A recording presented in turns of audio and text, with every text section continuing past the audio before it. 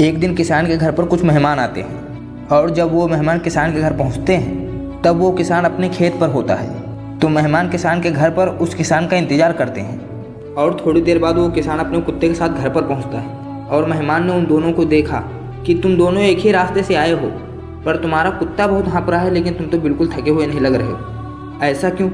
तब किसान बोलता है, हम दोनों एक ही रास्ते से तो आए लेकिन मैं सीधा घर पे आया हूँ।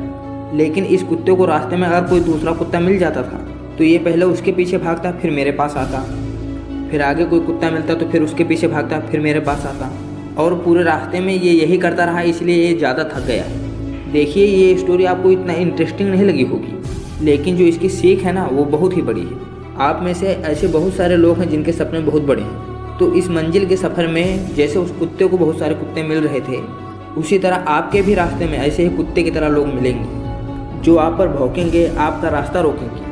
तब आपके पास दो ऑप्शन होंगे, एक तो उससे लड़ने में, उसको समझाने में अपनी एनर्जी वेस्ट कर दो, उसके पीछे भागते रहो, या फिर उस किसान के जैसे लक्ष्य अपने माइंड में रख कर आगे बढ़ते चले जाओ।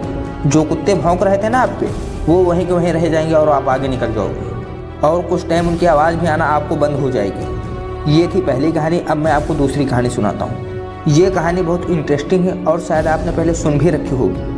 एक बार एक पिता अपने बच्चों को पार्क में घुमाने के लिए ले जाते हैं। तभी रास्ते में कुछ घास होती है। वो पिता अपने बच्चे से कहते हैं कि इस घास को बेटा उखाड़ दो। तो वो बच्चा उस घास को वहाँ से उखाड़ देता है। तभी वो दोनों आगे जाते हैं और फिर वहाँ पे एक छोटा सा पौधा मिलता है। तो पिता अपने बेटे से कहते हैं कि इस पौधे को भी उखाड़ दो। तो वो बच्चा है जो उस पौधे पे थोड़ा जोर लगाता है और उस पौधे को भी उखाड़ के फेंक देता है। फिर वो दोनों थोड़ा और आगे चलते हैं। रास्ते में थोड़ा और बड़ा पौधा मिलता है। तो पिता फिर बोलते हैं कि इस पौधे को उखाड़ के फेंक दो। फिर वो बच्चा उस पौधे पे बहुत ताकत लगाता है, बहुत जान लगाता है और उसको उखाड़ के फेंक देता है। फिर थोड़ा और आगे चलते हैं। फिर वहाँ पे एक पेड़ मिलता है। तो पिता फिर अपने बेटे से बोलते हैं कि इस पेड़ को भी यहाँ से उखाड़ के फेंक दो। बच्चा बोला, ये पेड़ पापा मेरे से नहीं उखड़ेगा, ये बहुत बड़ा है। तो पापा कहते हैं, बेटा तू ट्राई तो कर, उखड़ जाएगा, ट्राई कर दो। तो बच्चा अपने पापा की बात मान के लग जाता है उस पेड़ को उखाड़ने में। वो बहुत कोशिश करता है, अपनी पूरी जान लगा देता है, लेकिन फिर भी उस पेड़ को नहीं उखाड़ पाता है। तब वो अपने पापा से कहता है कि ये पेड़ मेरे से नहीं उखड़ेगा।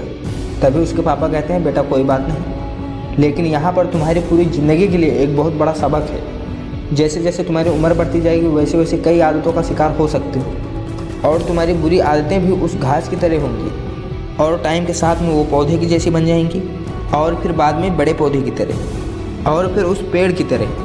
बुरी आदतों को अगर टाइम के साथ नहीं उखाड़ा गया, एक टाइम के बाद वो इतना बड़ा रूप ले लेंगे कि तुम चाह के भी उनसे छुटकारा नहीं पा सकोगे। तुम चाह कर भी उसे छोड़ नहीं पाओगे।